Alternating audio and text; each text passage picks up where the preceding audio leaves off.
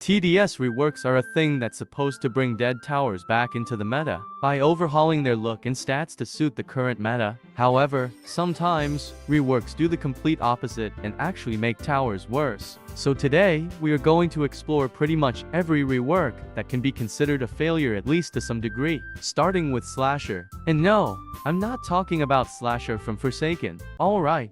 Slasher used to be an extremely underwhelming melee tower being outclassed by pretty much everything. In fact, it was in this state for years. Main complaints were bad damage considering it was and still is a single target melee tower, and knife throw didn't really save him. Towers like Gladiator and Golden Scout just stomped him while others still showed better performance early game. Later game it was also outclassed due to lacking damage and crowd control capabilities as it was a melee single target tower. However, out of nowhere, it got really good buffs at August 2nd. It was more expensive, but it dealt way more damage. Knife throw occurred way more often, and they now pierced one enemy. Slasher was finally a viable option and was ranked at around high below a tier. Before it was a D or even F tier tower easily. However, a couple months later, Hexscape event got released, and with it, Slasher rework happened. You may wonder why Slasher got buffed in the first place if it was getting reworked anyway.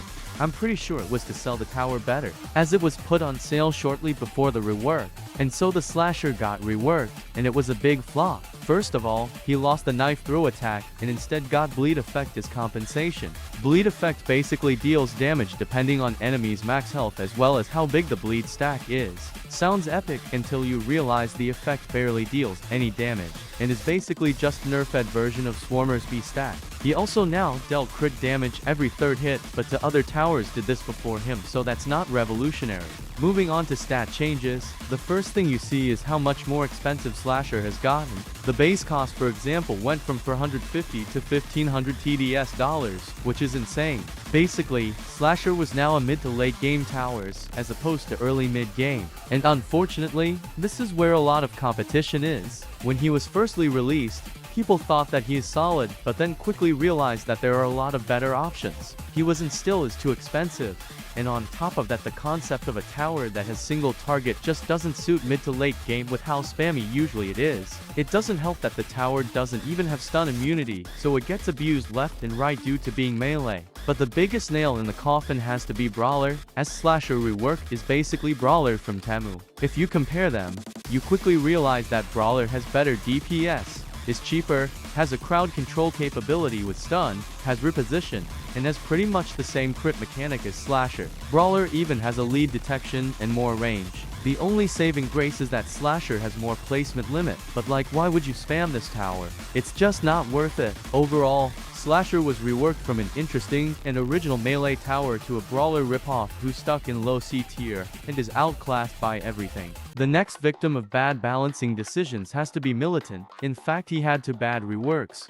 Militant before his first rework was known as John, and on surface he basically was Militant but in Chef's costume. However, he had a unique at that time rage ability that increased damage of him in nearby towers. That turned him into a support tower with offensive capabilities. He was a really interesting tower, but developers decided that he did not fit in TDS. And so on dreaded hardcore update, he was reworked into Militant, losing his rage ability, but making him better offensively. So he was basically an offensive tower that was shooting fast but every bullet had low damage. Wait a minute, that's just minigunner without rev up mechanic. Yeah, just like Slasher was turned into Temu Brawler, John was turned into Temu Minigunner. As expected, he was outclassed by Minigunner and was one of the most forgotten towers. And so he got reworked again. This time he received buffs at exchange of being cursed with reload mechanic. Oh, and also his level 5 got removed for some reason. Reload mechanic nowadays is present in multiple towers, but back then it was brand new, and unfortunately, it turned out to be bad. On the surface, Militant was now a combination between Soldier and Minigunner, being an early to mid-game tower.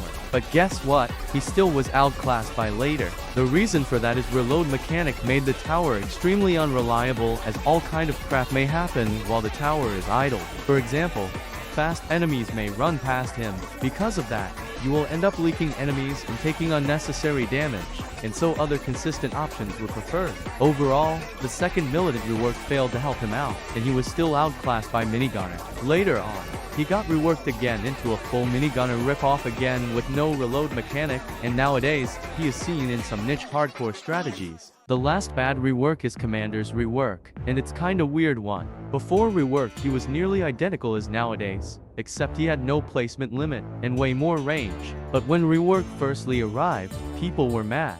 This is because the placement limit of 3 commanders was added, and on top of that, range was heavily decreased. Ability cooldown was also increased to 40 seconds, so commander chain was physically no longer possible as it lasts for 10 seconds. And so, because of placement limit there will always be 10 seconds without the ability. On top of that, range nerf made it way harder to use overall. And ability itself was nerfed as well. He had a brand new caravan ability, but that didn't really impress anyone. Developers heard the cries and buffed the commander with increased placement limit and lower ability cooldown. Since then he remained practically unchanged from pre-rework version, apart from bad range. That was pretty much all I wanted to talk about today, so yeah, see you in the next one.